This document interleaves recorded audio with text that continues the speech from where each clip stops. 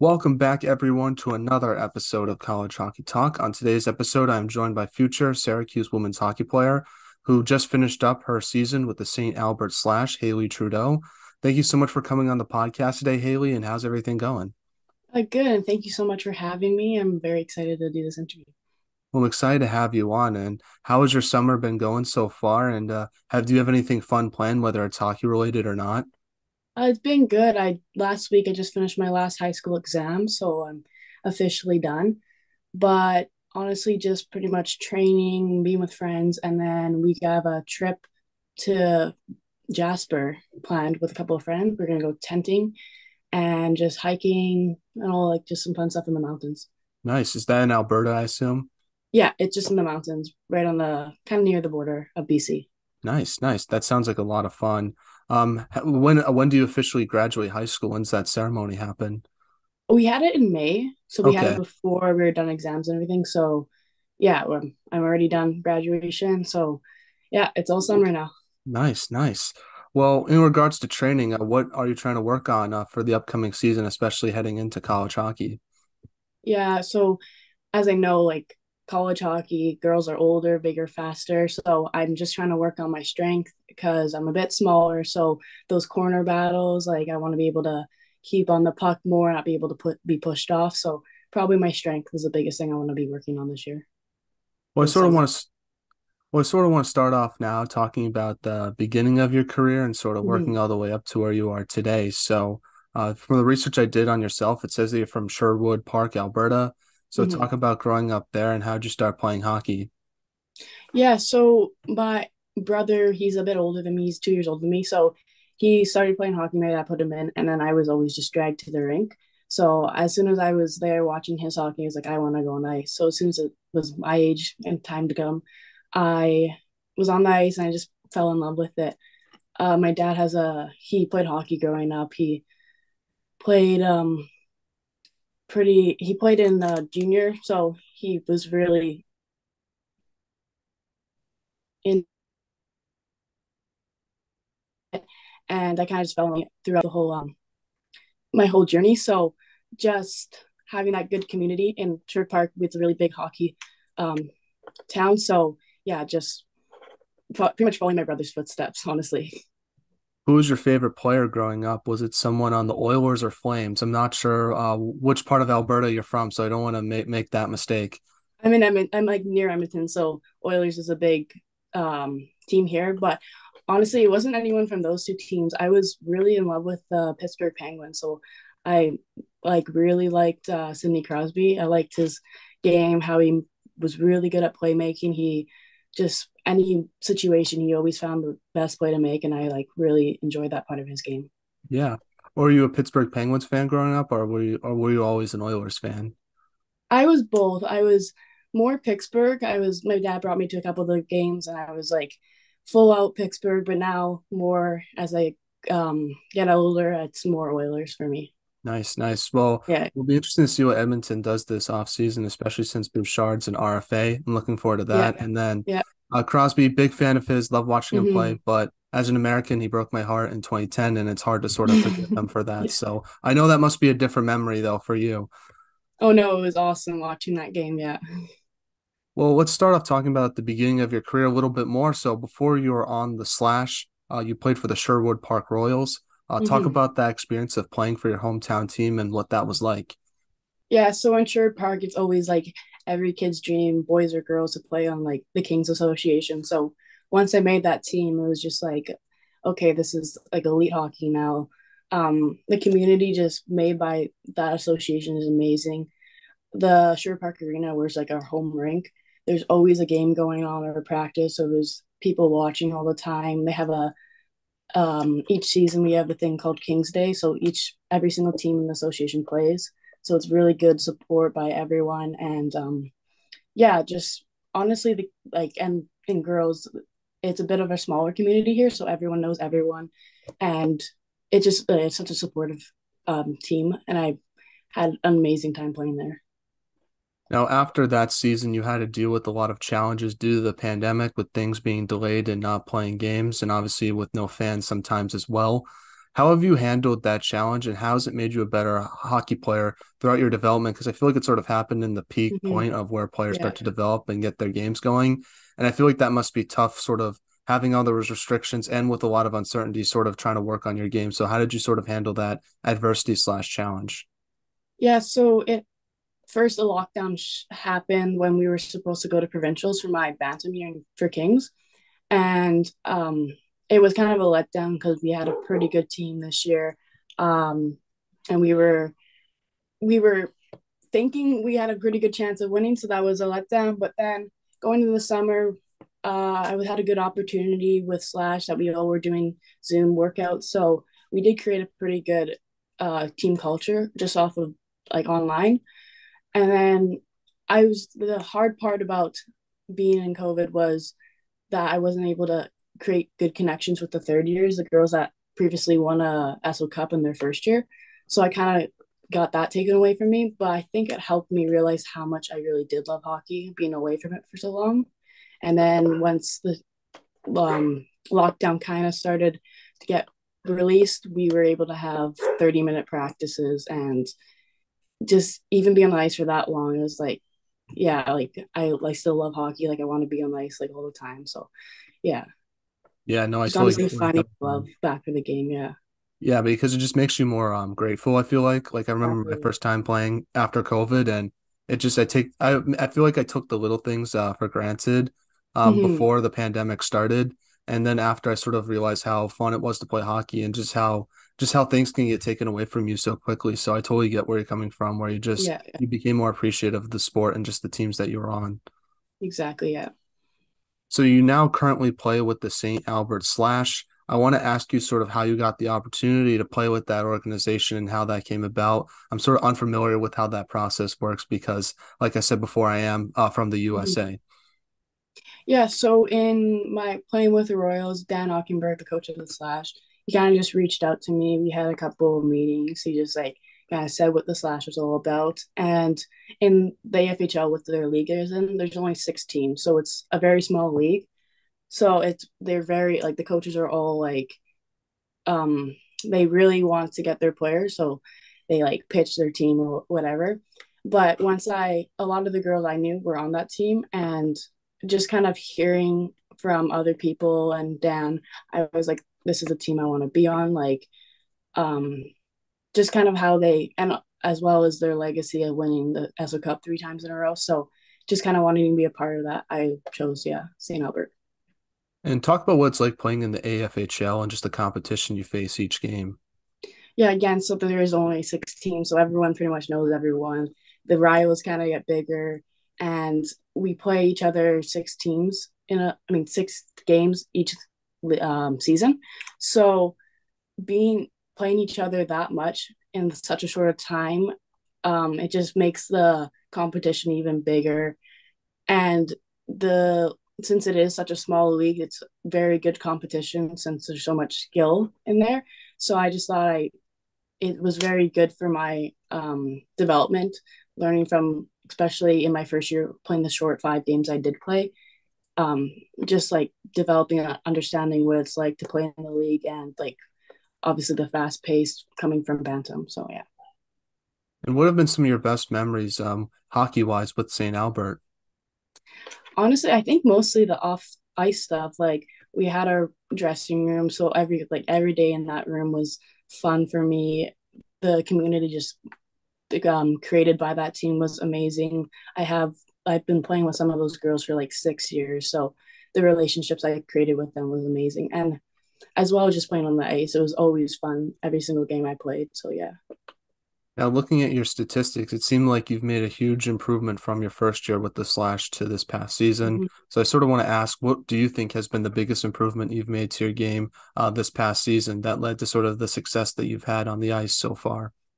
I think it would just be my consistency coming out of COVID. I was like I kind of lost my groove a little bit because I wasn't used to playing that much. So this year I really focused on being consistent, working on 3 things of like each game by trying to create good habits, and I think that's really what helped me succeed this year. Yeah. Now, how has your junior experience, I guess, helped prepare you for college hockey with Syracuse? I think just again the competition, like knowing what I have to bring each game, and just um, knowing that there's always this next level. And my coaches were really big on there's a next level, and just helping us develop for that, like getting ready, knowing what you have to bring, and yeah, that. Now, for Syracuse hockey fans that are listening to this episode that have never seen you play before, just describe your game to them and what could the Orange fans expect when they watch you play next season. I think big strength of my game is my playmaking. So and my speed. So just being able to make plays with the puck while skating, and yeah, just heads up plays. Now, one thing I found interesting about yourself while doing research for this interview is you got to play for Team Alberta in the Canadian Games. I've never really heard of this before, but I thought it was a cool tidbit that I want to ask you about. What's it like getting the opportunity to sort of represent your province, and what'd you take away from that experience playing in those games, playing against the best women's hockey players in Canada in your age range? Yeah, it was an amazing experience. It was Canada Winter Games and PEI. So, Prince Edward Island for people that don't know what PEI is. But they had, I don't know how many sports they had there, but it was countless sports. We stayed in the university dorm, so the like everything was set up amazing. And then just with Hockey Alberta, how they've created a very very good program. Like they are very big on the little details. So as soon as you walk into a room, your stall is all perfect, and just every single time you have that logo on that you're representing that team, which really helped me um, transfer to my game, because with the little things have helped me. Everything that I make sure is right, then that transfers to my game. I'm focused, and I think that's really helped me with my game in slash too. Just making sure that I'm focused, ready. All the little things are good, and then playing with some of the girls like Team Ontario was a very good team this year. Just knowing that like this is the next level for my minor hockey. So it's kind of, it was a little bit of a sight into what college hockey would be. So it was a good eye opener to see like what I need to improve on, and what I should expect when I come to Syracuse. What I guess I want to ask, how does the process work for making Team Alberta? Because at least from my perspective, it seems like a lot of good players are coming from Alberta in the last few years. I don't need to name all of them, but it just seems like in college hockey, when you look at rosters, there's usually a few players from Alberta Mm-hmm. on each team. So I just sort of want to ask, how do you make that team and just talk about the growth of hockey in your province? Yeah, so my first year playing with Team Alberta, it was a little bit of a different process since COVID. So they didn't really have a season to base it off of. So it was just come to the camp. We usually did a couple skill sessions and then a couple games. And then they usually cut it down and then do another camp. But for this year, they did an invite. So they just invite you. It's a summer camp. It's a week long. So we're doing like mental training sessions, like all these things. And then in fall, so September around then, they cut it down to like 28 ish. And then they do the same thing. And then we played a couple of U15 AAA boys teams, since that's kind of like the equivalent to us. And then they finally made their team in December. And then we had a couple of just little camps in Red Deer, which is the kind of middle for everyone. And yeah, and then from there we just, yeah, we would do some stuff online, but that's how pretty much it worked. Nice. Well, I do Mm-hmm. want to ask you about your recruiting process since this is a college hockey podcast after all. So, talk about your recruiting process to Syracuse, and I guess what made you want to go there versus other schools you might have looked at. Yeah, so first it was Brendan Knight that reached out to me when he was with Syracuse. So we just had a couple phone calls. He was just saying in like what he was interested in, and then I was invited to come on an official visit. So we did that in December of 2021. So it was still when COVID was around. So it wasn't the like best experience that they could have gave me, but still being there and what they had like were allowed to do was amazing. Like um Brendan and Paul were still on the team, so I met them. We had lunch. They even took me for COVID testing since we needed that coming back to Canada. And just watching like I was able to watch their 2 game series against Princeton, and the smaller rink. I loved how it was, the atmosphere in there. Um, it, Fans were always there from other athletic teams, which I really like that how they were always supporting each other, and then as well as just the campus. It's beautiful campus, and for me, hockey is very important to me, but as well as my future. So Syracuse offering countless majors. I was right now. I'm still not 100% sure what I want to do. So that was just kind of a reinsurance that I will find something there, and as well as Justin, their academic advisor. He's amazing. We had a little sit down meeting with him, and he seemed like he'd do anything for the athletes to make sure they have everything in order and stuff like that. So it was just really uh like every single aspect that I saw there was a seller for me, and I loved it there. Yeah, Have you had the chance to meet the new coaching staff with Brittany? I was able to meet Megan in Toronto. We went on a tournament this year, but Brittany and Heather, I have not. I've just had phone calls with them, but from what I've heard and have been talking to them, they seem like amazing coaches, and I can't wait to meet them in August here. Well, obviously, like you mentioned, you saw them play a series against Princeton, but since you've committed, have you been watching any Syracuse hockey this past year? And have you had the chance to meet in your future teammates with the team as well? Like, what's sort of your what's been like sort of being a fan this year before you start playing with them? Yeah, I've been able to watch a couple of their games.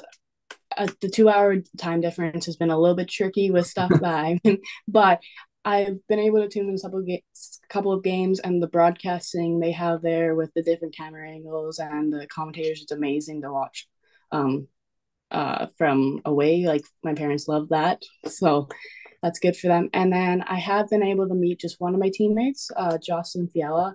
She's from Saskatchewan. We met at the Team Canada U18 summer camp last summer, and at PEI and Canada Winter Games. So we've been talking briefly, but other than that, I've been just talking to some of the girls off social media, and yeah.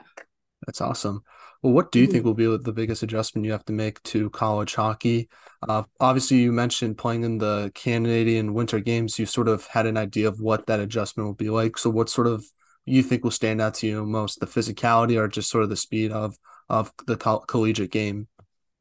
I think mostly the physicality. I know these girls are very, very strong. So that's the biggest thing I think it's going to happen. And just as well as the puck just always moving fast. As soon as it's on someone's tape, it might be somewhere else. So that's what I'm expecting for it to be.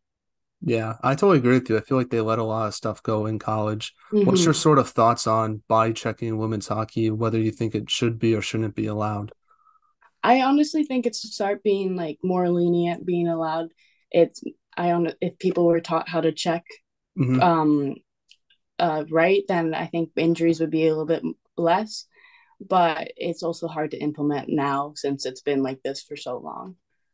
What's been the biggest check that you've ever received in your career that you can think of? Ooh, probably a long time ago in a Alberta winter game. So it was just like all the Albertan teams. I was skating on the blue line. The 6 foot tall defenseman just full on cross checked me. I just was like, whoa, yeah. Yeah.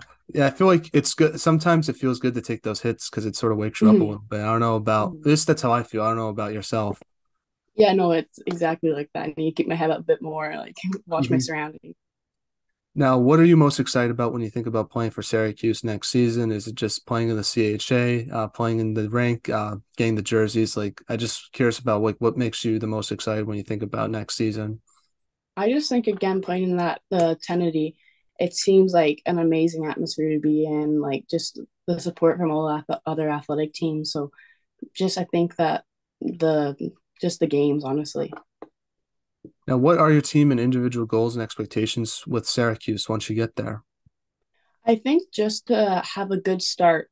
So being consistent, working as hard as I can to um, earn my ice time, and then yeah, just being able to play the best game I can there. So we're now in a segment I like to call the non-hockey segment, where I ask you some non-hockey questions in hopes to get to know you a little bit more off the ice. First one is what music do you like to listen to? I honestly like all music. I'm a big country fan now because summer. I love country in the summer. I listen to oldies, rap, everything, honestly. I have a playlist of probably any kind of music here. I'm the same way. I have a playlist for each genre of music, so whatever mood I'm Mhm. in, I can just go to that Exactly. playlist. Yeah, But country is definitely the vibe right now because it is summertime. Who's like your exactly. go-to artist? I know Uh, Canadians, they have like these weird artists I've never heard of before. well, So I'd I'm say just the curious Red about Claws. I that. don't know if you've heard of them. No, I have not. No, I like them. Morgan Wallen's a good guy. Yeah. Um, Dirk Bentley, he's also pretty good. So Yeah. yeah, probably those three. Yeah. Now, what's your most embarrassing hockey moment? Was there a photo that sort of made you go crazy? Did you actually wear your skate cards on the ice? Like, what's sort of something that you remember that's sort of the most embarrassing hockey moment? Yeah, there's this one. I always get joked about this from my teammates, but we were playing in the championship final for provincials my second year for Slash, and we're down one. We're playing against Edmonton Pandas, which are an amazingly skilled team this year. And I somehow get a breakaway, and I see this girl right behind me. And when you watch the video back, she's actually not even near me. Anyways, and I end up taking a slap shot from the ringette line, going right into the chest of the goalie, and then I end up toe picking after. I was like, it was awful. That's tough, but Yeah. at least you can laugh about it now, and hopefully you won Yeah. that game. We did not. So that's the Oh, sad part. Yeah. well, at least you can laugh about it now. That's all I can say. hmm It's you hmm sort of you try to forget about it as best you can, and like I said, at Yeah. least I think you can learn something from it too. So Yeah. Yeah. now I want to ask you about some of your teammates. Who was the funniest on the Slash team that you were on last year? I'd probably have to say my good friend Carly Kaczynski. She's always lighting up the room, has a joke for everything, and yeah, just really brought a good atmosphere to the Slash. And I think that's why we had such a good culture there. We would always be joking. She brought a lot to that. Who had the best off the ice style besides yourself? I'd probably say Riley Metham. She had some fun checkered pants that she always brought in. So yeah, probably her. Now, I'm not sure if you're aware, but obviously you follow the Syracuse women's hockey account. They always post the pregame outfits before hmm each home game. I want to see you stand out a little bit so you can make it on the College Hockey Talk I know outfits of the weekend. I gotta bring up my game for next year. Yeah. I want to see you on that top 10 list or at least compete for it. So I know it's Okay, very I'll try. competitive, but I just want to sort of like hype you up a little bit so you can try to Yeah. make it on that list. Yeah, I need to go shopping soon. So yeah. Awesome. Well, I guess two more non-hockey questions. If you could have lunch with anyone in the world, who would it be and why? I'd probably say Mark Messier. I read his book recently and just like reading all his experiences from growing up and then playing in the NHL is really eye-opening and just like to ask him more about those things. So yeah. What's been the most interesting thing you've read or seen this week? I have to say the missing submarine, like Yeah. just listen, like watching and following the journey was like it's the craziest thing that's happened in a while. And yeah, Would you pay $250,000 to do that? oh, I would not do it, especially if it was controlled by a game console Yeah. control. No. Yeah. Yeah, I feel obviously it's a very sad situation, but at the hmm same time, like I don't know why anyone would want to do that.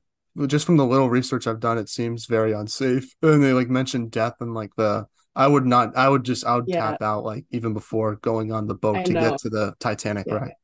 hmm And you can also see it online too. So that's how I would want to see it. Exactly. I don't Yeah, need I to was. go down and see it myself. Yeah, no, not me. Getting back to some hockey questions now. What advice would you give younger players listening to this episode on what it takes to be a college hockey player like yourself? I just think just keep on practicing, like giving it 110% every time you step on the ice. For me, it was also just off the ice, like shooting my basement, like just doing the little things that, and it builds up on each other. And then, yeah, just also with finding what you love in the game and just keeping to that. What should be done to help grow women's hockey from your perspective? I just think more social media exposure, like the professional leagues, they've been doing a really good job. And I think it is growing a lot now. But yeah, just social media, getting more fans and people interested into the women's game. Now, do you have any shout outs you want to give to your mom, your dad, your family members, friends, or anyone else on your team? And who should we have on the podcast next? I like to shout out my family. They've supported me through this whole journey of my hockey, and it's not done yet. They want to come down lots to Syracuse, which is not the easiest travel, but yeah, them, and then probably just my friends and family back home. Like all my friends' parents have been supporting me throughout this whole journey, and my coaches as well, helping me build my game up. And yeah, Well, thank you so much, Haley, for coming on the podcast. I really appreciate your time. It means so much to myself. I wish you all the best for next season with Syracuse, and hopefully I get the chance to see you play in person, and we can definitely talk after. But take care and stay safe. And I really enjoyed this conversation today. Yeah, thank you so much.